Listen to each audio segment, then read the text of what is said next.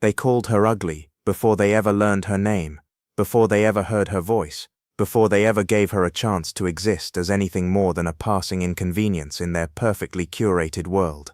In the polished glass tower of Viridian Holdings, where every reflection seemed flawless and every step echoed with confidence, she moved like a shadow that no one cared to notice, not because she wanted to disappear, but because disappearing had always been safer than being seen. Lena Morris arrived every morning before the sun had fully claimed the sky, her footsteps soft against the marble floors as the building slowly woke around her. She liked it that way. The quiet, the stillness, the illusion that for a brief moment, the world belonged to her before it was taken over by louder voices and sharper eyes. Her reflection in the elevator mirror never surprised her. It never changed. Messy curls that refused to behave, thick glasses that slid down her nose no matter how many times she adjusted them, and clothes chosen more for comfort than attention. Neutral tones, oversized cardigans, shoes that had long lost their shine. No one greeted her when she walked in. No one ever did. The receptionist barely looked up anymore, her polite smile reserved for people who mattered. Lena didn't blame her. She had learned early in life that people only saw what they were trained to value, and she had never fit into that category. Not in school, not in college, and certainly not here, in a place where appearances were currency and confidence was power. Her desk sat in the least desirable corner of the office, tucked between a humming printer and a wall that carried the faint smell of cleaning chemicals. It wasn't meant for someone who mattered. It was meant for someone temporary, someone forgettable, someone like her. She placed her bag down gently, careful not to disturb the stack of papers already waiting for her, and powered on her computer. The screen lit up slowly, and with it came the familiar flood of emails that weren't really meant for her. Forwarded tasks, minor requests, invisible responsibilities. "Morning, Ghost," a voice called out behind her. Lena didn't need to turn around to know who it was. Ethan Cole, confident, loud, the kind of man who filled every room he entered without even trying. She forced a small smile anyway, the kind that never quite reached her eyes. "Morning." He dropped a stack of folders onto her desk without asking. "Need these sorted before the meeting, and try not to mess up the order this time." "I didn't mess it up last time," she said quietly, already reaching for the folders. He leaned closer, his voice lowering just enough to feel personal, but loud enough for others to hear. "Relax, I'm just kidding. You're good at whatever this is." He gestured vaguely at her desk before walking away, laughter trailing behind him, as he joined a group of colleagues who looked like they had stepped out of a magazine. Lena exhaled slowly, her fingers tightening around the edges of the folders. It wasn't anger she felt, not exactly. It was something quieter, something heavier, a kind of exhaustion that came from knowing this moment would repeat itself again and again, slightly different each time, but always the same underneath. Across the room, whispers started, soft but not soft enough. "Does she even try? I swear she owns like one outfit. It's kind of sad, honestly." Lena heard them. She always did, but she had learned not to react.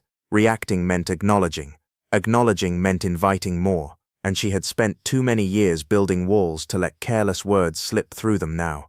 Instead, she focused on her work. She always did, because work was the one place where effort still mattered, even if recognition didn't. She organized the files with precision, her movements efficient and practiced.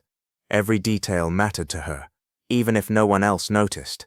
Maybe especially because no one else noticed. By mid-morning, the office was alive with movement. Conversations overlapped, phones rang, laughter echoed. Lena moved through it all like she always did, quiet and careful, carrying documents from one department to another, fixing small problems before they became big ones, existing in the background of everyone else's story. She didn't mind it, not really. There was a certain comfort in being underestimated. People revealed more when they didn't think you mattered.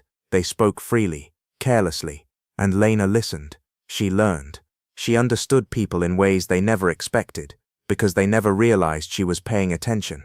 The only person she couldn't quite understand was Adrian Voss. The name alone carried weight in the building.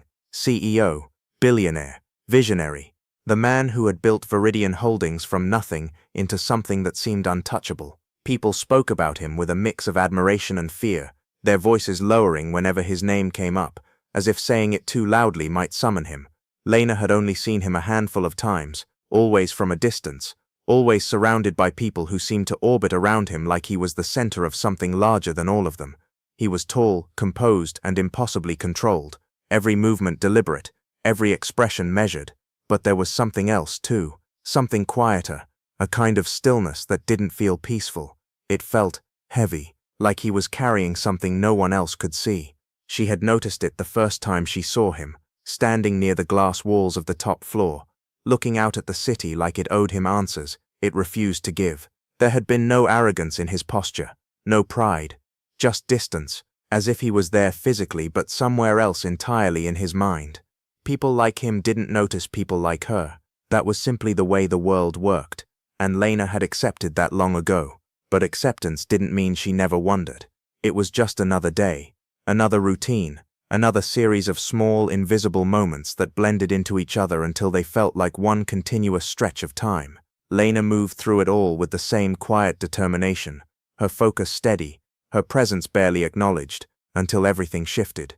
It happened in the elevator. She was running late, not late in a way that would get her into trouble, but late enough to make her uneasy. She balanced a stack of documents against her chest, her bag slipping slightly off her shoulder as she hurried toward the elevator. Her mind raced through everything she still needed to do, every detail she couldn't afford to overlook.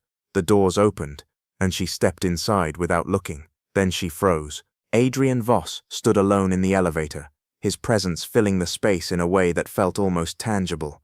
He didn't look up immediately. His attention was on his phone, his expression unreadable, his posture relaxed but controlled. Lena's heart skipped, her instincts telling her to step back, to wait for the next elevator, to avoid this moment entirely. But before she could move, his hand reached out, stopping the doors from closing. "Coming in or leaving?" he asked, his voice calm, neutral, but carrying an authority that made the question feel like more than just a question. Yes, sorry," she stammered, stepping fully inside. The doors closed behind her with a soft sound that felt louder than it should have. Silence settled between them. Lena focused on her breathing, on keeping the documents steady in her arms, on not drawing attention to herself. The elevator felt smaller now, the air heavier, every second stretching longer than it should. Then the elevator jolted. It wasn't dramatic, just enough to throw off her balance, but it was enough. The documents slipped, papers scattered across the floor like a sudden storm, her careful organization unraveling in an instant. She dropped to her knees immediately, her cheeks burning with embarrassment as she reached for the nearest page. "I'm so sorry," she murmured, even though she wasn't sure why she was apologizing. For a brief moment, there was only silence. Then movement. She looked up. Adrian Voss had crouched beside her. The moment felt unreal, out of place, like something that wasn't supposed to happen in a world where lines were so clearly drawn. He picked up a sheet of paper, glancing at it briefly before handing it to her. "You're going to run out of apologies if you keep using them for things like gravity," he said, his tone dry, almost amused. Lena blinked, caught off guard. This is a mess," he offered. She nodded weakly. "Yes." He picked up another page, aligning it neatly with the others. "Then we fix it." She stared at him, her thoughts scrambling to catch up with what was happening. This wasn't how this was supposed to go. He wasn't supposed to notice her, let alone help her. "You don't have to," she started. "I know," he interrupted calmly. "I'm choosing to." The simplicity of the statement settled over her in a way she couldn't quite explain. They worked in silence for a moment, the tension easing slightly as the papers came back together, order slowly replacing chaos. "You work here?" he asked suddenly. "Yes," she replied, then immediately winced at how obvious that sounded. "I mean intern, communications." He nodded once, as if filing the information away. "Name?" "Lena." He handed her the last sheet, his gaze meeting hers briefly. "Lena," he repeated, as if testing how it felt. The elevator chimed softly. The doors opened. He stood, straightening his jacket with a small, practiced movement. Lena followed, clutching the papers to her chest, her mind still struggling to process what had just happened. She expected him to walk out without another word, to disappear back into his world like this moment had never existed. But he paused, just for a second. "You didn't panic," he said. She frowned slightly. "I did. Not the way most people do," he replied. There was something thoughtful in his expression now, something she hadn't seen before. Then, just as quickly as it appeared, it was gone, and so was he. Lena stood there for a moment longer than she should have, the weight of the encounter settling into her chest in a way that felt unfamiliar. For the first time since she had started working here, someone had looked at her. Not through her, not past her, at her, and somehow, that changed everything. The rest of the day didn't feel the same, even though everything around Lena remained exactly as it had always been. The same voices echoed across the office, the same heels clicked sharply against the floor, the same people laughed a little too loudly at jokes that weren't that funny. But something inside her had shifted, subtle but undeniable, like a quiet ripple spreading beneath still water. She tried to ignore it. She placed the documents neatly on the conference table, double-checked the order, and slipped out of the room before anyone arrived. That was her usual pattern. Do the work, leave before being seen, avoid unnecessary interactions. It had always worked for her. It kept things simple, predictable, safe, but her thoughts kept drifting back to the elevator, to the way Adrian Voss had crouched beside her without hesitation, to the way he had spoken to her like she was normal, not an inconvenience, not an afterthought, just a person who had dropped some papers and needed help picking them up. It shouldn't have mattered that much, and yet it did. Hey, daydreaming again? Lena blinked, snapping back to the present as a voice cut through her thoughts. She looked up to see Marissa leaning against her desk, arms crossed, a smirk playing on her lips. Marissa was the kind of person who thrived on attention, the kind who always knew exactly what to say to keep the spotlight on herself. She was also one of the loudest critics when it came to Lena. No, Lena replied quietly, turning back to her screen. Just working, Marissa hummed, clearly unconvinced. You've been zoning out all morning. That's not like you. Her eyes narrowed slightly, curiosity sharpening her tone. Something happened. Lena hesitated for half a second too long. Marissa noticed. Oh, she said, her voice stretching with interest. Something did happen. It's nothing, Lena insisted, her fingers moving across the keyboard in an attempt to appear focused. Marissa leaned closer, lowering her voice just enough to make it feel conspiratorial. You know, people are already talking. Lena's hands paused. Talking about what? She asked, even though part of her already knew the answer. Marissa's smile widened. About the elevator. A quiet heaviness settled in Lena's chest. Of course, nothing stayed private in a place like this. I heard you dropped everything, Marissa continued, her tone light but edged with amusement. In front of him, no less. That must have been embarrassing. Lena swallowed, keeping her expression neutral. It was an accident. Marissa nodded slowly, her gaze searching Lena's face. And I also heard he helped you. The words hung in the air, heavier than they should have been. It wasn't a big deal, Lena said. Marissa tilted her head, studying her. See, that's where you're wrong. Everything involving Adrian Voss is a big deal. She straightened, smoothing down her perfectly tailored blazer. People don't just have moments with him. Not like that. Lena didn't respond. She didn't know how to. Marissa watched her for another second before letting out a small, amused laugh. Well, whatever it was, I'm sure it won't happen again. She turned to leave, then paused. Enjoy your 5 minutes of attention while they last. With that, she walked away, her confidence trailing behind her like a signature scent. Lena exhaled slowly, her shoulders tightening slightly as she stared at her screen. The words blurred together, her focus slipping again despite her efforts to hold onto it. Enjoy your 5 minutes of attention.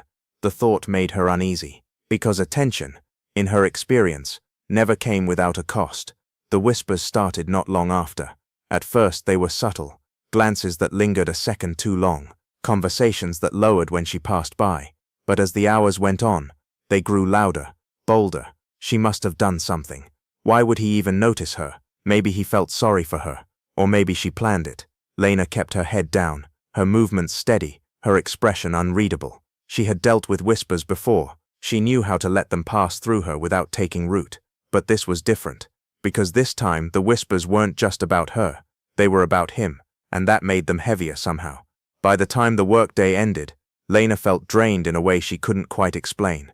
Not physically, but emotionally, like she had spent the entire day holding something together that was constantly threatening to fall apart. She packed her bag quietly, slipping out of the office before most people even noticed she was leaving. The cool evening air hit her face as she stepped outside, and she inhaled deeply, letting the city's noise wash over her. This was her space. Out here, she wasn't the invisible intern or the subject of office gossip. She was just another person moving through the world, unnoticed and unjudged, and she preferred it that way. The next morning, things only got worse. Lena felt it the moment she walked into the building. The energy had shifted. People were watching her, not openly, not blatantly, but enough for her to notice. Conversations paused when she passed. Eyes followed her a little longer than usual. Even the receptionist, who had barely acknowledged her existence for weeks, gave her a quick, curious glance. It was unsettling. She moved quickly to her desk, hoping to disappear into her work before anyone decided to approach her. But the moment she sat down, a notification popped up on her screen. An email from Adrian Voss. Her breath caught. For a second, she just stared at it, her mind refusing to process what she was seeing. Then, slowly, she clicked it open. Lena, prepare a detailed analysis on the Kessler acquisition. I want your perspective. Bring it directly to my office at 8:30 tomorrow morning. AV. She read it once, then again, and again. Her heart started beating faster, her thoughts racing. Her perspective, not just a task, not just busy work. Her perspective. Why do you look like you just saw a ghost? Lena flinched slightly, looking up to see Ethan standing beside her desk, his usual confidence softened by curiosity. It's nothing, she said quickly, minimizing the email. Doesn't look like nothing, he replied, leaning slightly to glance at her screen. Before he could see anything, she closed the window. Just work, she added. Ethan studied her for a moment, then shrugged. Well, try not to mess it up, he smirked, but there was less bite in his tone this time. Wouldn't want your new fan to be disappointed. Lena frowned slightly. What do you mean? He raised an eyebrow. Come on, Lena. You really think people didn't notice yesterday? He gestured vaguely toward the office. You're kind of trending right now. The word made her stomach twist. Trending, like she was a topic, a story, something to be discussed and dissected. She didn't like it. I just have work to do, she said, turning back to her screen. Ethan held up his hands in mock surrender. Hey, I'm not judging, just saying. He paused, then added more quietly. Good luck though, seriously. That surprised her. Before she could respond, he walked away. Lena sat there for a moment, her eyes drifting back to her inbox. The email was still there, unchanged, real. A slow, steady determination began to replace the unease in her chest. If this was a mistake, she would prove it wasn't. If this was a test, she would pass it. And if this was the only chance she ever got to be seen for what she could actually do, she wouldn't waste it. The rest of the day blurred into a focused haze. Lena worked through lunch, through the afternoon, through the quiet moments when the office started to empty out. She pulled reports, analyzed data, cross-referenced numbers, and built something that felt solid, thoughtful, complete. This wasn't just about proving herself to him, it was about proving something to herself, that she wasn't just the girl people overlooked, that she had something worth noticing. By the time she finished, the office was nearly empty again. She leaned back in her chair, exhaustion settling into her muscles. But there was something else there too, something lighter, something hopeful. For the first time in a long time, she felt like she had done something that mattered. The next morning came faster than she expected. 8:30. That was all she could think about as she walked through the building, the report held carefully in her hands. Her heart pounded with each step, her mind running through every possible outcome. What if it wasn't good enough? What if he regretted asking her? What if this was all just a mistake? She stopped outside his office door, taking a deep breath to steady herself. Then she knocked. Come in. His voice was calm, steady, familiar. She stepped inside. Adrian Voss stood near the window, the early morning light casting a soft glow around him. He turned as she entered, his expression unreadable for a brief moment before something shifted. Recognition. Lena, he said, her name spoken like he remembered it, like it mattered. I have the report, she said, stepping forward and handing it to him. He took it, his fingers brushing hers briefly in the process. The contact was fleeting, but it sent a small, unexpected warmth through her. He flipped through the pages silently, his focus sharp, his posture relaxed but attentive. Lena stood there, her hands clasped in front of her, her nerves tightening with each passing second. Then he stopped, looked up, and for a moment, there was nothing but silence. This is good, he said finally. Not polite, not dismissive, genuine. Her breath caught. Actually, he continued, closing the report and meeting her gaze, it's better than good. Something in her chest shifted again.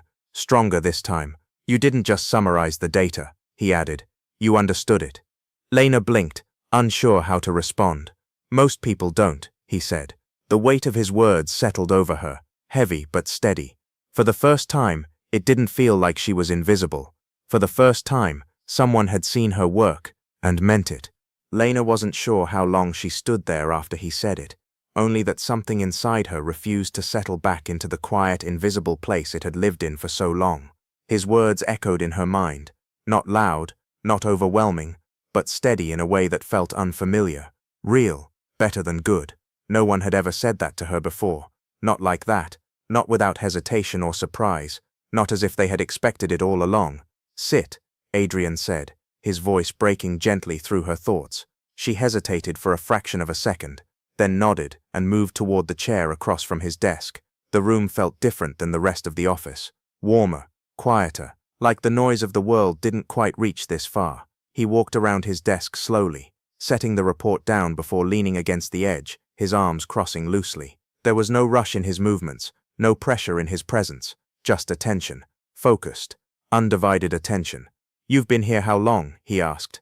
3 months, Lena replied softly. He nodded once, as if confirming something in his mind. And no one thought to give you something like this before? She shook her head slightly. I mostly handle support tasks. His jaw tightened, just enough for her to notice. That's a waste. The word landed heavier than she expected. Not because it was harsh, but because it was true. She had always known she could do more. She just hadn't expected anyone else to see it. I didn't mind, she said quietly. It's part of the job. That doesn't mean it's all you're capable of, he replied. Their eyes met, and for a moment, she felt that same strange stillness she had noticed the first time she saw him. But now, up close, it didn't feel distant. It felt deliberate, like he was choosing every word carefully. You notice things, he added. Lena blinked. I try to. No, he said, shaking his head slightly. You don't try, you just do. He paused, studying her in a way that made her both nervous and oddly steady at the same time. That's rare. Her fingers tightened slightly in her lap. Compliments made her uncomfortable, not because she didn't want them, but because she didn't know what to do with them when they came. Thank you, she said, her voice barely above a whisper. He didn't respond immediately. Instead, he pushed off the desk and walked back toward the window, his gaze drifting over the city below. For a moment, the distance returned, subtle but noticeable. I built this company by paying attention to things other people ignored, he said after a pause. Patterns, gaps, risks no one else saw coming. His tone was calm, but there was something heavier beneath it. It's the only way to stay ahead. Lena listened quietly, unsure if he was speaking to her or simply thinking out loud. But somewhere along the way, he continued, people stopped expecting me to notice anything outside of business. He turned slightly, his eyes finding hers again. They assume I don't see anything else. The words lingered in the air between them, carrying more meaning than they appeared to on the surface. Lena swallowed, her voice careful. Do you? A small pause. Then, sometimes, there was honesty in the answer. Not complete, not revealing everything, but enough to feel real. Lena nodded slowly, absorbing it. The silence that followed wasn't uncomfortable. It was quiet in a way that allowed thoughts to settle instead of scatter. You can go, he said eventually, his tone softer now. She stood, her movements steady despite the storm of thoughts in her mind. Thank you for the opportunity. It wasn't an opportunity, he replied. It was a decision. She hesitated at the door, glancing back at him. What kind of decision? He held her gaze for a moment, something unreadable flickering in his eyes. The kind that changes things, he said simply. Lena didn't know how to respond to that, so she didn't. She nodded once and stepped out of the office, the door closing quietly behind her. The moment she re-entered the main floor, the difference hit her immediately. People were watching her again, but this time, it felt different. Not just curiosity, something else, something sharper. Look who's back, Marissa's voice cut through the air, her tone laced with something that sounded almost like disbelief. How was your little meeting? Lena kept walking, her posture straight, her expression calm. It was fine, just fine. Marissa raised an eyebrow, falling into step beside her. You disappear into his office for 20 minutes, and all you have to say is fine. Lena stopped at her desk, setting her bag down carefully. It was work. Marissa let out a short laugh. Right, of course it was. The implication hung in the air, unspoken but clear. Lena felt the familiar weight of judgment pressing against her. But this time, it didn't settle the way it used to, because this time, she knew something they didn't. She knew why she had been called in, and it had nothing to do with rumors. I have things to do, Lena said, turning on her computer. Marissa studied her for a moment longer, clearly expecting more, then shrugged. Suit yourself. She leaned in slightly, her voice lowering. Just be careful. Attention like this doesn't always end well. Then she walked away. Lena exhaled slowly, her hands resting on the keyboard as she stared at the screen. Attention like this doesn't always end well. The words echoed in her mind, but instead of fear, they sparked something else.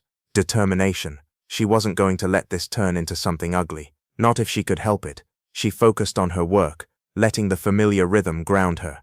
Emails, reports, small tasks that filled the gaps between larger ones. It was the same as always, but she approached it differently now, with more intention, more awareness, because now she knew she was being watched, not just by the people who doubted her, but by someone who expected more from her. The shift didn't go unnoticed. By lunchtime, the whispers had changed. They say he asked for her specifically. No way. I saw the email. She's not even qualified. Then why her? Lena heard every word, but instead of shrinking under them, she kept working. Because for once, she had something stronger than their opinions. She had proof. The afternoon passed more quickly than she expected. Tasks flowed into each other, her focus sharper than it had been in weeks. She barely noticed the time until her computer chimed softly, signaling the end of the workday. She blinked, glancing at the clock. Later than usual, she packed her things slowly, her mind still turning over everything that had happened. The meeting, the whispers, the shift in how people looked at her. It was overwhelming, but not in a bad way, just different. As she stood to leave, a voice stopped her. Lena! She turned. Ethan stood a few feet away, his usual confidence replaced with something more uncertain. Hey, he said, rubbing the back of his neck. I heard you had a meeting with Voss. She nodded slightly. Yeah, he hesitated, then let out a small breath. That's impressive. She raised an eyebrow. Yesterday you said not to mess it up. A faint smile tugged at his lips. Yeah, well, I didn't think you'd actually impress him. The honesty caught her off guard. I didn't know if I would either, she admitted. Ethan studied her for a moment, then nodded. Well, you did. He paused, then added, just don't let them get to you. She followed his gaze briefly, noticing a few people watching them from across the room. I won't, she said. He nodded again, then stepped back. Good. See you tomorrow. See you. Lena left the office feeling lighter than she had that morning. Not because everything was suddenly perfect, but because something had shifted. And for once, it wasn't something she needed to hide from. That night, sleep didn't come easily. Her mind replayed the day over and over. Every word, every glance, every small moment that had felt bigger than it should have. She wasn't used to this kind of attention, this kind of change. It unsettled her, even as it gave her something she hadn't felt in a long time, hope. The next few days passed in a blur of quiet progress and growing tension. Adrian didn't call her in again immediately, but she felt his presence in smaller ways. Emails asking for her input, tasks that required more thought, more analysis, work that mattered, and every time she delivered, he responded. Not with unnecessary praise, but with acknowledgement. Clear, direct, real. It was enough. But the office wasn't as forgiving. The whispers didn't stop. If anything, they grew louder. She's definitely getting special treatment. There's no way this is just about work. People like her don't just get noticed like that. Lena heard it all, and for the first time she didn't let it define her, because she knew something they didn't. She knew what it felt like to sit across from him, to be seen for what she could do, not what she looked like. She knew the difference between attention built on assumptions and recognition built on truth, and that difference mattered more than anything they could say. Still, the tension built, because attention, even the kind she wanted, came with consequences, and she could feel them getting closer, like a storm that hadn't quite reached her yet, but was already darkening the sky. She didn't know when it would break, but she knew it would, and when it did, everything would change again. The storm didn't arrive all at once. It built slowly, quietly, in the spaces between conversations, in the glances that lingered too long, in the silence that followed her wherever she went. Lena could feel it even when nothing was said, like pressure in the air before rain. It started with small things. Tasks she used to receive without question were suddenly reassigned. Conversations she approached would shift the moment she got close. Laughter would pause, then resume in a different tone, softer but sharper, like it carried meaning just beneath the surface. She told herself it didn't matter. She had work, real work now, and that was enough, or at least it should have been. Busy again? Lena looked up to see Marissa leaning against her desk, her expression carefully neutral this time, though there was something colder beneath it. Yes, Lena replied simply. Marissa nodded slowly, her eyes flicking to the screen. Of course you are. You've been very important lately. The word felt deliberate. Lena didn't respond. Marissa stepped closer, lowering her voice. You know, people are starting to ask questions. What kind of questions? Lena asked, even though she already knew. The kind that don't have easy answers, Marissa said. Like why an intern suddenly has direct access to the CEO. Lena held her gaze, steady and calm. Because he asked for my work. Marissa's lips curved slightly. Is that what you think this is? It's what I know, Lena replied. For a brief moment, something flickered in Marissa's expression. Not amusement, not mockery, something sharper. Then it was gone. Well, she said lightly, straightening up. Just be careful. People don't like things they don't understand. With that, she walked away. Lena exhaled slowly, her fingers tightening around the edge of her desk. People don't like things they don't understand. She knew that better than most, but she also knew she couldn't let that stop her now. Not when she had come this far. The day dragged on, heavier than usual. Every interaction felt slightly off, slightly strained, like the balance she had quietly maintained for months was starting to tilt. By late afternoon, Lena needed air. She stepped out onto the small terrace on the 24th floor, the city stretching endlessly below her. The wind was cool, brushing against her face, clearing some of the noise from her mind. For a moment, she closed her eyes, just breathed. You come up here to think. Her eyes opened immediately. Adrian stood a few feet away, his presence as steady as ever, though there was something softer in his posture than usual, less guarded. I didn't know anyone else came up here, Lena said. I don't, he replied. Usually. The word lingered. Usually. Lena turned slightly, resting her hands against the railing. It's quiet, he nodded. That's why I like it. They stood in silence for a moment, the city humming below them, distant but constant. You've been avoiding me, he said suddenly. The words caught her off guard. I haven't, she said quickly, then hesitated. I just didn't think you needed anything else from me. He studied her, his gaze steady. And if I did, her heart picked up slightly. Then you would ask. A faint hint of something crossed his expression. Approval, maybe. I am asking now, he said. For what? For honesty. The simplicity of the request made it feel heavier. Lena looked down briefly, gathering her thoughts before meeting his gaze again. People are talking. I'm aware, he said. They think, she hesitated, unsure how much to say. They think this has nothing to do with your work, he finished for her. She nodded. He didn't look surprised, or angry, just unsurprised. Does that bother you? He asked. Lena considered the question carefully. It used to, she admitted, but not for the reasons they think. She paused, choosing her words. I've spent most of my life being overlooked, so when people suddenly start paying attention, it feels unstable, like it could disappear just as quickly. His gaze softened slightly. And now, he asked. Now, she said slowly, I care more about why you're paying attention than why they are. The honesty in her voice hung between them. Adrian didn't respond immediately. When he did, his voice was quieter. Good. The single word carried more weight than she expected. He stepped closer, resting his hands lightly on the railing beside her. Not too close, not distant, just there.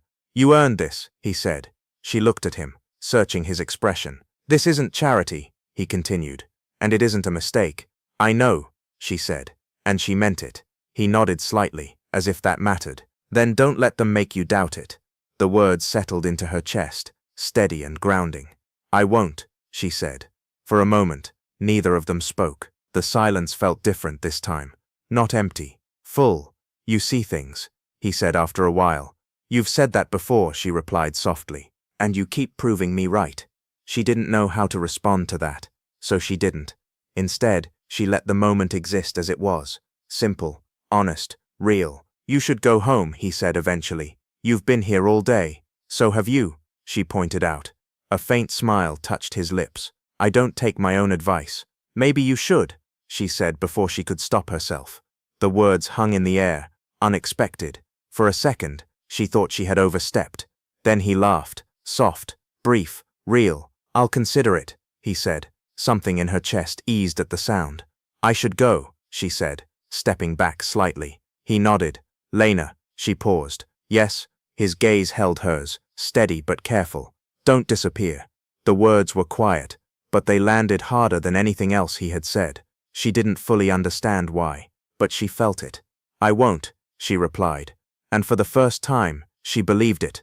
The next week brought changes neither of them could ignore. Lena's responsibilities grew. Not dramatically, not all at once, but enough to be noticed. She was included in meetings she had never been invited to before, asked questions that required real answers, given space to speak where she had once only listened. And every time she did, she proved she belonged there. Not perfectly, not effortlessly, but honestly. That mattered more. Adrian watched it all. Not obviously, but consistently. And the more he watched, the clearer something became. It wasn't just her work. It was the way she approached everything. Carefully, thoughtfully, without the need to impress, but with the quiet determination to get it right. It was rare, and he didn't ignore rare things, but neither did anyone else. The tension in the office reached a breaking point the morning everything finally spilled over. It started in the conference room, a routine meeting, or at least, it was supposed to be. Lena sat at the far end of the table, her notebook open, her posture straight but reserved. She wasn't used to being in these rooms yet, but she was learning, listening, observing, participating when necessary. Adrian stood at the front, guiding the discussion with his usual calm authority. The room followed him effortlessly, every word carrying weight, until Marissa spoke. "I have a question," she said, her tone polite but edged. Adrian nodded. "Go ahead." Her eyes flicked briefly toward Lena before returning to him. "I'm just trying to understand the recent changes in task distribution." The room shifted slightly, subtle, but noticeable. "What specifically?" Adrian asked. Marissa smiled faintly. "Well, for example, why certain responsibilities are being assigned to less experienced members of the team." The implication was clear. Lena felt it immediately. So did everyone else. Adrian's expression didn't change. "Are you questioning the assignments?" he asked calmly. "I'm questioning the criteria," Marissa replied. "We have people here with years of experience, and yet decisions are being influenced by someone who's been here for a few months." Silence followed, heavy, expectant. Lena's chest tightened, but she didn't move, didn't speak. She didn't need to, because this wasn't her place to defend. It was his. Adrian's gaze shifted briefly to Lena, then back to Marissa. "Experience matters," he said, "but it's not the only factor." Marissa's smile thinned. "Of course, but it should count for something." "It does," he replied, "just not more than competence." The word landed like a quiet udah. The room stilled. Marissa's expression flickered, just for a second. Then she recovered. "I see," she said. "So this is about competence." "It's always about competence," Adrian said. The finality in his tone left no room for further argument. The meeting moved on, but the tension didn't disappear. It shifted, settled, waited. Lena sat quietly, her mind steady despite the storm around her. Because for the first time, someone had said what she never could, and meant it. After the meeting, the office did what offices always do when something important has happened, but no one is brave enough to say it out loud. It pretended nothing had happened at all. Chairs rolled back into place, laptops opened, coffee cups were lifted, keys tapped. Yet beneath the surface, the tension remained, charged and restless, moving silently from one desk to another, like an electrical current, searching for somewhere to land. Lena returned to her workstation with her notebook clutched against her chest, her face calm even though her pulse had not fully settled. She had spent years learning how to protect herself by becoming unreadable. It was one of the few advantages of being overlooked. People assumed that silence meant weakness, when really it often meant control. Still, this felt different. Adrian had not simply redirected the room. He had chosen a side in front of everyone. He had drawn a line, and even if he had done it in the clean, restrained language of business, everyone understood what it meant. For the rest of the morning, no one approached her directly. That alone told her how much the ground had shifted. Usually someone found a reason to hand her an unnecessary task or make a passing comment dressed up as humor. Now there was distance, caution, a kind of forced politeness that somehow felt stranger than open cruelty. At noon, an internal message flashed on her screen. "Come to my office when you're free." No signature was necessary. Lena stared at the words for a moment, then closed the report she had been reviewing. Her reflection flickered faintly in the dark edge of the monitor. Glasses slightly crooked, hair loosening from the clip at the back of her head. The same face people had mocked. The same face he seemed able to look at without flinching. She still did not know what to do with that. She rose and made her way toward the executive floor, feeling eyes follow her, and then quickly dart away. The hallway outside Adrian's office was quiet, thickly carpeted, insulated from the noise of the rest of the building. When she knocked, his voice answered almost immediately. "Come in." He was standing near the bookshelf this time, jacket off, sleeves rolled once at the forearm, a file open in his hand. He looked up when she entered, and the severity in his expression eased just slightly. "You wanted to see me?" she asked. He closed the file and set it aside. "I did." Lena remained near the door, unsure whether to sit or wait. Adrian noticed. "You can sit, Lena. This isn't an interrogation." A tiny breath of relief escaped her before she could stop it. She crossed the room and took the chair opposite his desk. He moved to sit as well, but instead of settling behind the desk, he chose the chair angled beside hers, leaving a respectful distance between them. It was a small decision, yet it changed the entire feeling of the room. "I wanted to make sure you were all right," he said. The question caught her off guard. After the meeting, he nodded. She searched his face, trying to determine whether this was courtesy, responsibility, or something else she still did not have a name for. "I'm fine," she said at last. Then, because something in his gaze invited honesty, she added, a little embarrassed, "But fine, you have nothing to be embarrassed about." "I know that logically," she said. "That doesn't always stop the feeling." His mouth curved faintly, not quite a smile. "No, it doesn't." For a moment they sat in silence, and Lena became aware of how rare silence like this was. Not hostile, not awkward, simply shared. "I should have stepped in sooner," Adrian said. She turned to him. "Why?" "Because this didn't start today." His voice was calm, but there was a hardness under it now, directed not at her but at himself. People get comfortable mistreating whoever they think can't answer back. "I know that. I should have noticed." "You did notice," she said quietly. Eventually, she looked down at her hands. Most people never do. That seemed to reach him more deeply than she intended. His gaze lowered for a brief second, thoughtful, almost pained. When he spoke again, his voice had softened. "You make that sound normal. For me it was." He leaned back slightly, studying her. "Who taught you that?" The question was so direct that she almost deflected it. Almost. But there was something about the way he asked that made it hard to hide behind her usual answers. "Life, I guess," she said. "School, foster homes, the general public." She attempted a small smile, but it faded quickly. People can be creative when they decide what someone is worth before that person says a word. Adrian's expression changed then, the controlled distance cracking just enough to reveal something sharp underneath. Not pity. He was too careful for that. This was anger, quiet, contained anger, and you learned to accept it. "I learned to survive it." He held her gaze for a long moment. "That isn't the same thing."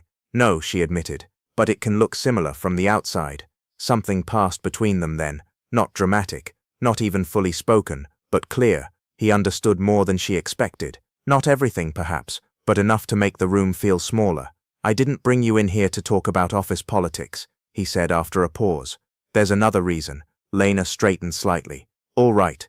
We're presenting to the Kessler board on Friday. I want you in the room." Her eyes widened before she could hide it. "Me? I'm an intern. You're also the person who identified 3 weaknesses in their expansion model that my senior team missed. That doesn't mean I should be in the room. It means exactly that." She opened her mouth, then closed it. Anxiety moved through her in a cold, quick wave. "They won't want me there." Adrian's tone sharpened, not at her but around the edges of the statement. "That isn't their decision." She looked away, trying to steady her breathing. "You make it sound simple." "It isn't simple," he said. "It's necessary." Lena laughed once, softly and without humor. "You really don't do things halfway, do you?" "No," he said. "Neither do you." The answer settled over her. So did the awareness that he had been watching closely enough to know that. What exactly would I be doing? She asked. When the discussion turns to market instability, you'll explain your analysis. In front of the board. In front of the board. She let out a slow breath. You trust me that much? He did not answer immediately. When he did, his voice was low and certain. Yes. There was no performance in it.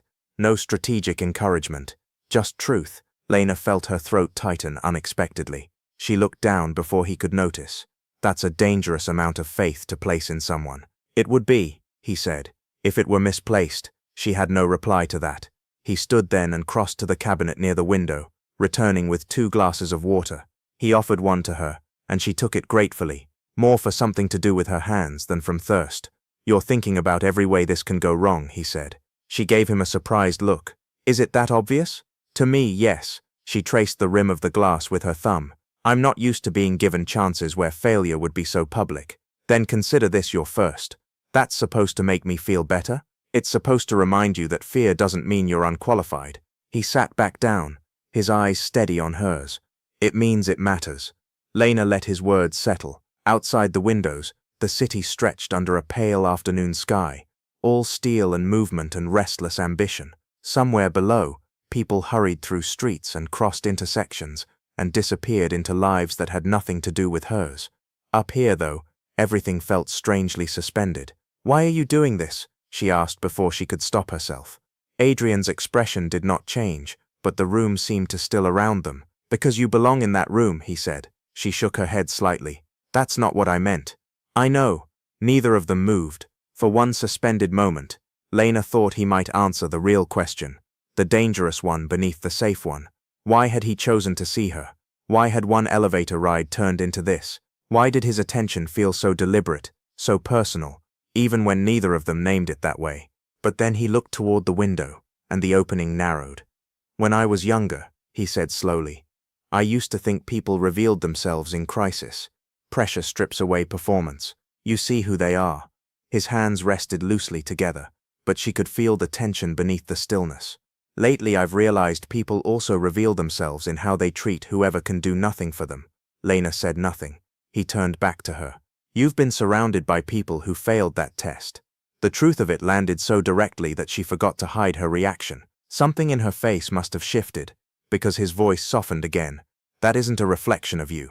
She nodded once, though she was no longer sure whether she was agreeing with him or simply trying not to let the emotion in her chest show too clearly. I should get back, she said quietly. In a minute. The words were gentle, but they held her in place more effectively than any command could have. Adrian leaned forward slightly, forearms resting against his knees. For the first time since she had known him, he looked less like a man carved from discipline and more like someone who was tired of carrying the full weight of himself alone. Lena, he said, I need you to hear something clearly. She looked up. What happened in that meeting today will not happen again. She started to protest. You can't control. No, he said, cutting in softly. I can't control what people think, but I can control what behavior is tolerated here, and I won't allow anyone to undermine your work, because they're uncomfortable with the fact that I value it. The directness of his words stunned her, not because they were loud. Adrian never needed volume to be clear. It was the certainty that moved through them, the lack of hesitation. You shouldn't have to defend me, she said. A faint line appeared between his brows. I'm not defending you. I'm correcting them. She stared at him. Then, against her own expectations, she smiled. It was small, brief, but real. His eyes lingered on it for half a heartbeat too long. There, he said, the edges of his voice changing. That happens too rarely. Her smile faded into something more self-conscious. I'm not really known for that. They're missing out. The words were simple, but they struck somewhere unguarded inside her. She looked away, suddenly aware of the warmth rising in her face. He noticed. Of course he noticed. Yet instead of pushing the moment further, he stood and moved back toward the safer distance of the desk. Take the rest of the afternoon if you need it, he said. I don't need it. No, he replied, almost to himself. You probably don't. Lena rose, setting the empty glass on the side table. I'll be ready for Friday. I know. She moved toward the door, then paused with her hand on the handle. Adrian? The use of his first name slipped out before she had time to reconsider it. She felt the air change the instant it left her mouth. He turned slowly. "Yes, thank you," she said. It was inadequate, far too small for everything she meant, but it was all she had, for seeing what I could do before anyone else did. Something unreadable moved across his face. Not surprise, something quieter, something deeper. "You're welcome," he said. She stepped out before she could say anything more dangerous. By the time Friday arrived, the entire office knew she would be in the Kessler presentation. No one said it openly, but the atmosphere was full of brittle disbelief. Some people avoided her entirely. Others overcompensated with sudden politeness. A few simply watched, waiting for the moment she would fail and restore the world to the order they preferred. Lena felt all of it, but she carried it differently now. Not because she was fearless. She wasn't. Her stomach had been tight since dawn, her thoughts moving too quickly beneath the calm expression she wore. But beneath the nerves, there was something stronger than panic. There was purpose. At 9:10, she stood outside the boardroom in a charcoal dress she had bought years ago for a university event and never expected to wear again. It was plain, professional, and slightly too modest for the polished world around her, but it fit well, and more importantly, it felt like hers. Her hair was pinned back more carefully than usual, though a few curls had already escaped. Her glasses remained. She had considered taking them off and immediately hated herself for considering it. The door opened behind her. Adrian stepped out. He wore a dark suit and the same composure he always wore before high-stakes meetings. Yet when he saw her, something in his expression softened into unmistakable approval. "You're early," he said. "So are you. I'm always early." "I know." A quiet pause followed. Then his gaze moved over her, not in a way that made her feel examined, but in a way that made her feel recognized. "You look ready." She gave a small breath of laughter. "That's generous. It's accurate." Her pulse steadied just enough for her to meet his eyes. "I'm nervous." "Good," he said. "It means you care. That seems to be your answer for everything. Only the important things." Before she could respond, voices sounded from inside the room. The meeting was about to begin. Adrian held the door open for her, and this time, when Lena stepped forward, she did not feel like someone entering a room where she had to apologize for existing. She felt like someone who had finally decided to stay. The boardroom was colder than the rest of the building, not in temperature, but in atmosphere. The walls were lined with glass and pale stone, the long black table polished to the point of reflection, every chair already occupied by someone who looked expensive, experienced, and entirely convinced of their own importance. Lena felt their attention land on her the moment she entered. It was quick, assessing, and unmistakably skeptical. She kept her face composed. Adrian moved beside her with the kind of quiet authority that made people sit straighter without knowing they were doing it. He greeted the Kessler board with calm precision, shaking hands, exchanging brief comments, never once looking uncertain. Yet even in the controlled rhythm of introductions, Lena noticed something small but important. He did not leave her behind. He did not let her drift into the background as a forgotten assistant or a note-taker who happened to be in the room. He introduced her by name. He identified her as the analyst, whose market review had informed the revised strategy. The words were clean and simple, but they changed everything. A few expressions shifted. Not warm, not welcoming, but attentive. Lena took her seat and opened her folder, forcing her breathing into something steady. She had prepared for this. She knew the numbers, the vulnerabilities, the trends no one else had bothered to follow all the way to their conclusion. Knowledge was not the problem. The problem was the room, the weight of polished expectation, the old instinct telling her to become smaller before anyone had a chance to cut her down. Across the table, an older man in a navy suit glanced at her over steepled fingers. "You're very young," he said, not unkindly, but not kindly either. Before Lena could answer, Adrian did. "Competence doesn't age at the same pace as people do, Richard." A few people gave restrained smiles. The man, Richard, inclined his head as if conceding the point without entirely accepting it.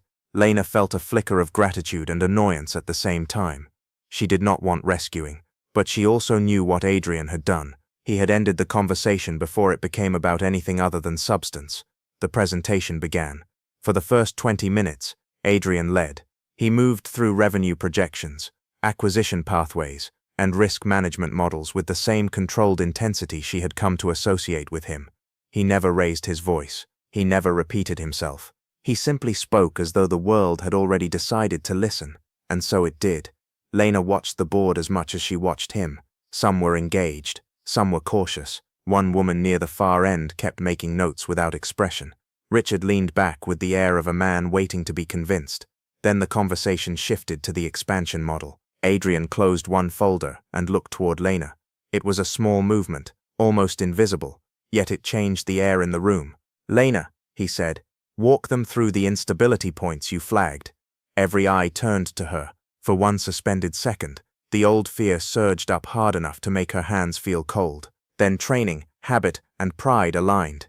She opened her notes, lifted her gaze and began. She kept her voice level. She did not rush. She explained the weaknesses in the Southern Corridor rollout, the overdependence on short-term consumer optimism, the flawed assumptions behind regional retention. She connected each point to broader patterns in labor volatility and pricing behavior, building the argument one layer at a time until the numbers became a story no one in the room could ignore. The first interruption came 3 minutes in. "But that forecast assumes a consumer contraction that hasn't happened yet," Richard said. Lena nodded. "Yes, because the indicators suggest it will. We're not planning for the quarter we want. We're planning for the market we're actually entering."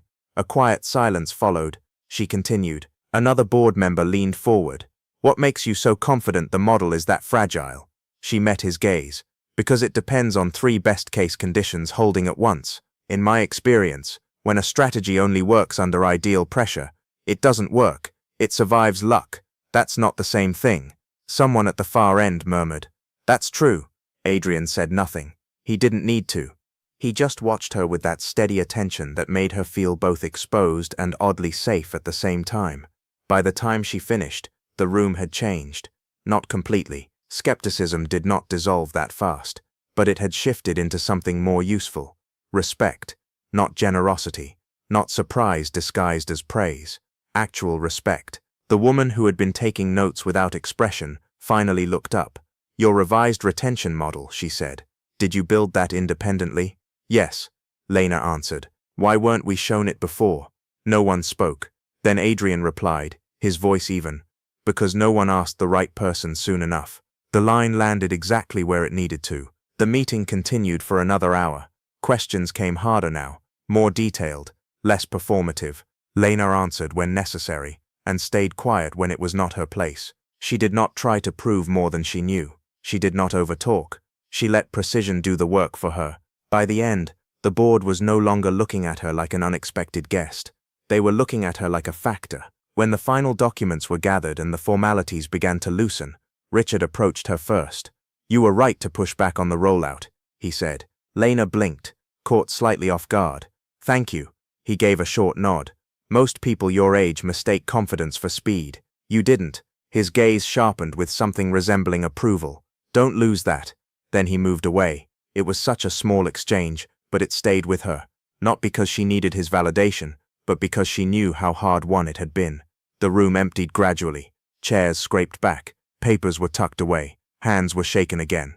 Adrian was pulled into a conversation near the door, surrounded for a moment by people who wanted a final word with him. Lena gathered her notes quietly, her pulse only now beginning to come down from the edge it had lived on for the past 90 minutes. "You handled that well." She turned. It was the woman who had been taking notes. Up close, she looked to be in her 50s, elegant and sharp-eyed, with the kind of stillness that suggested she missed very little. "Thank you," Lena said. "I'm Naomi Kessler." She extended her hand. "And if you're half as good at long-term patterning as you are under pressure, Viridian is going to make a lot of money off you." Lena shook her hand, stunned into a brief, speechless pause. Naomi noticed, and almost smiled. "Try not to let them waste you on support work," she added. Then she walked away. A strange warmth spread through Lena's chest, part disbelief, part pride, part something even deeper. For so long she had lived inside the narrow version of herself other people preferred. Quiet, useful, forgettable. It had never occurred to her how different the world might feel if even one door opened and stayed open. When the last guest left, Adrian crossed the room toward her. "Well?" he asked. She stared at him for a second, then laughed softly from sheer released tension. "I think I forgot how to breathe in the middle. You hid it. I was terrified. You performed anyway." She shook her head. "That is not the same as performing well." His eyes held hers. "Today it was. The certainty in his voice undid something small and tight inside her. She looked away, suddenly overwhelmed by how much the moment meant. I kept waiting for them to realize I didn't belong there. And did they? She met his gaze again. No, that was the answer. Clear, solid, almost unbelievable. No, she admitted. A slow, quiet satisfaction moved across his expression. Good. The boardroom, which had felt so severe and hostile earlier, now seemed almost unreal in its stillness. Afternoon light spilled across the table in pale gold bands.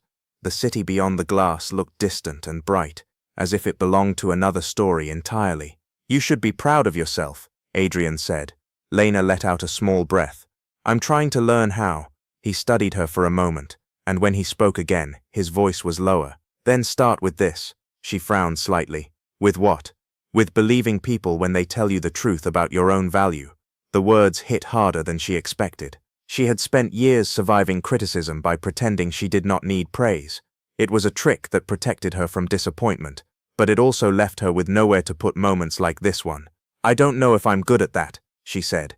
You don't have to be good at it yet. The gentleness in the answer made her chest ache in a way that felt dangerous. They walked out together, leaving the boardroom behind. The executive hallway was quiet, the office beyond still caught in the rhythm of afternoon work. A few heads turned when they appeared. Lena noticed the shift immediately. It was subtle, but unmistakable. The looks were different now, less mocking, more uncertain, the kind of uncertainty people wear when reality refuses to match the story they told themselves about you. By the time they reached his office, her nerves had been replaced by a strange floating exhaustion. You need a minute, Adrian said. She almost denied it on instinct, then stopped. Maybe. He opened the door and let her in first. She moved toward the seating area without being asked this time, too tired to be formal. He poured water and handed her a glass before taking the chair across from her. For a little while neither of them spoke. Lena drank slowly, letting the silence settle around her like something soft. Finally she said, When you looked at me in there before I started talking, it helped. Adrian's gaze lifted. I knew that if I lost my place, she continued carefully, you wouldn't look embarrassed that you chose me. Something changed in his face then, something quiet and almost unguarded. I wouldn't have been. I know, she said. That's why it helped. He leaned back slightly, still watching her. Do you always say the most direct thing in the room when you're tired? She smiled faintly. Only by accident. I'm starting to think there's very little accidental about you. Her eyes dropped to the glass in her hands. The room felt warmer than it had earlier, or maybe she was simply more aware of him now, of the way his voice changed when it was just the two of them, of how carefully he noticed things, of how impossible it was becoming to pretend this was only about work, only about opportunity, only about one person recognizing another person's talent. The danger of it sat between them, unnamed but present, and still, neither of them stepped back. After that afternoon, the office could not go back to what it had been before. The old order had cracked too publicly, and everyone who had spent months pretending Lena was unimportant now had to live with the fact that the room had listened when she spoke. No one said it outright, but the shift showed itself in small humiliations of a different kind. People who once laughed too loudly near her desk lowered their voices when she passed. Requests came with pleas attached. Doors were held open. Her name was remembered. None of it felt like kindness. It felt like adjustment, the awkward scramble of people trying to rewrite themselves before they were judged by the same eyes that had finally noticed her. Lena accepted the change carefully, as if sudden respect might still turn out to be another kind of trap. She did not become louder. She did not dress differently. She did not try to perform confidence for people who had never earned the right to see it. She simply worked. And because she worked well, the days began to organize themselves around the truth people had resisted. When she spoke in meetings, others took notes. When she flagged concerns, senior staff checked the numbers twice. It was not a miracle. It was not even revenge. It was competence, made visible at last, and that was somehow more satisfying than any dramatic apology could have been. Still, one thing did not settle. Adrian. If anything, success only made him harder to ignore. Before, he had existed at a distance that protected her from having to ask dangerous questions. Now he was part of her days in direct, undeniable ways. Messages arrived with requests for her opinion, not just her assistance. Meetings included her because he wanted them to, More unsettling than any of that was how easily they had begun to understand each other in the brief pauses between work, the quiet conversations after long afternoons, the moments when his expression softened before his words did. She had spent years teaching herself not to want what she could not safely keep. That lesson was beginning to fail her. The Friday after the Kessler meeting, Viridian hosted a winter benefit for one of its education charities. It was the kind of event the company loved, full of chandeliers, strategic donations, smiling press photos, and expensive sincerity. Lena would never have expected to attend, but an invitation arrived on thick cream paper near the end of the workday, with a single note written by hand beneath the printed details. "Come, there is something I want to tell you. A.V." She read it 3 times, then slipped it into her bag before anyone nearby could notice the tremor in her hands. The note followed her home like a pulse. She told herself it was probably about work, perhaps a formal offer, perhaps another project. But the handwriting, the single word, the private gravity of it, refused to feel professional. She almost did not go. She stood in her apartment with 2 dresses on the bed, both old, both simple, and felt the familiar voice of self-doubt trying to pull her back into safety.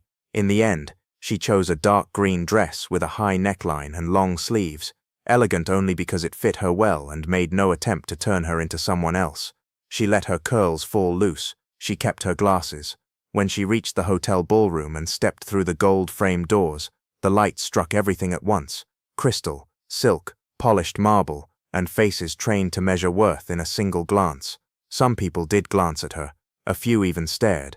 Then Adrian looked up from across the room, and every other gaze lost its force. He crossed the ballroom without hesitation. Not quickly, not theatrically, but with the same composed certainty he carried into boardrooms and negotiations. Yet there was nothing corporate in his face when he stopped in front of her. His eyes moved over her once, gently, almost reverently, and she felt heat rise to her cheeks before he said a word. "You came," he said, as if part of him had not been sure. "You asked," she answered. Something softened in him at that. He offered his arm, and after the smallest pause, she placed her hand against his sleeve. The music, the voices, the 100 quiet judgments around them all blurred as he guided her toward the center of the room. They danced once, then kept dancing after the song changed. Neither of them seemed interested in making conversation for the benefit of anyone watching. The room had already built whatever story it wanted. This moment belonged to them. Adrian's hand rested lightly at her back, careful but certain. Lena could feel the restraint in him, the effort it took for a man so controlled to allow himself even this much honesty in public. Finally he spoke, his voice low enough that only she could hear. "I was going to wait. Wait for what? For a time when this would be easier," he said. "For a time when I was certain wanting you would not complicate your life." She felt her breath catch, but she did not look away. "And now," she asked. "Now I know waiting would only be another form of cowardice." The words were simple, but they entered her like truth always did. Quietly, then all at once. She had imagined so many versions of being wanted in the secret corners of her mind, usually as something impossible, something reserved for women who knew how to dazzle a room before speaking. This was different. Adrian was not dazzled. He was moved. He saw her, all the parts she had been taught to hide, and he was standing in front of half the city choosing not to hide his own feelings in return. "Why me?" she asked before fear could stop her. "Because you make me feel honest," he said. "And because when I am with you, I do not feel untouchable. I feel alive." For a moment, Lena forgot the room entirely. She forgot every insult, every office whisper, every year she had spent shrinking so other people could remain comfortable. There was only the man in front of her, heartbroken once, careful always, now looking at her as though she were the one thing in his life he no longer wanted to keep at a distance. "I do not know how to do this perfectly," Adrian said. "I only know I am done pretending I do not feel it." Lena's eyes stung unexpectedly. "Good," she whispered, "because I do not know how to pretend anymore either." His hand tightened very slightly against her back, and that tiny pressure felt more intimate than any dramatic declaration could have. They left the dance floor before the song ended, not out of shame but because privacy suddenly mattered more than appearances. Adrian led her through a side corridor and onto a quiet terrace overlooking the river. Winter air rushed around them, sharp and clean. The city glittered below like scattered glass. Lena wrapped her arms around herself for warmth, but before she could say anything, Adrian removed his coat and placed it over her shoulders. She opened her mouth to protest. He silenced that with a look so gentle it broke her heart a little. "I have spent years surrounding myself with people who admired power," he said. "You were the first person who looked at me as if I were human before anything else." She stepped closer. "Maybe that is because you looked at me the same way." He laughed softly, not because it was funny, but because it was the kind of truth he still did not know how to receive without surprise. Then his expression changed. "Lena," he said, more serious now, "if this becomes difficult for you, if the office turns crueler, if being near me costs you something you cannot afford, tell me, and I will step back." The offer was sincere, and because it was sincere, she loved him a little for making it. But she shook her head. "You still think the danger is you," she said. Adrian said nothing. She reached up and touched his face, lightly, almost carefully, as if giving him time to retreat. He did not move. "The danger was always what happened when people decided I was easy to dismiss," she said. "You did the opposite. You saw me. I am not walking away from that." His eyes closed for the briefest moment beneath her touch, and when they opened again, all the distance she had once mistaken for indifference was gone. He bent his head and pressed his forehead gently to hers. There, with cold air around them and the city blazing below, the final hesitation fell away.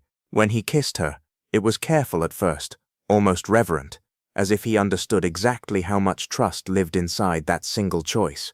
Lena answered without fear. Every cruel word she had ever survived, every lonely night, every moment of making herself small so the world would not punish her for taking up space, seemed to loosen and drift away in his arms. This was not rescue. She knew that. He had not created her worth. He had simply recognized it, and because of that, being loved by him felt less like escape and more like coming home. When they finally parted, neither of them spoke for a while. Words seemed too small, too eager to reduce what had just passed between them into something ordinary. Adrian brushed a curl away from her cheek and smiled, a real smile, unguarded and young enough to make her wonder who he had been before disappointment taught him restraint. "You are quiet," he said. "So are you," she answered. He shook his head slightly. "Not with you, never with you." Her throat tightened. She had not known how badly she needed to hear that until it was already inside her. Down in the ballroom, music swelled again. Somewhere a glass shattered and drew a burst of laughter. Life continued, careless and bright, but up on the terrace, everything had already changed. Monday morning arrived with frost on the windows and rumor running through the building before Lena stepped out of the elevator. She felt it in the hush, saw it in the looks, but she did not bow her head under it. Adrian was waiting at the end of the corridor, not hidden in his office, not surrounded by people, waiting. When she reached him, he held her gaze as if the world around them had no power at all. "Good morning," he said. The words were ordinary. The look in his eyes was not. "Good morning," she answered. Then, in view of everyone who had once reduced her to a joke, he opened the door beside him and let her enter with him, not as a secret, but as the woman he had chosen, and the woman who had finally chosen herself too.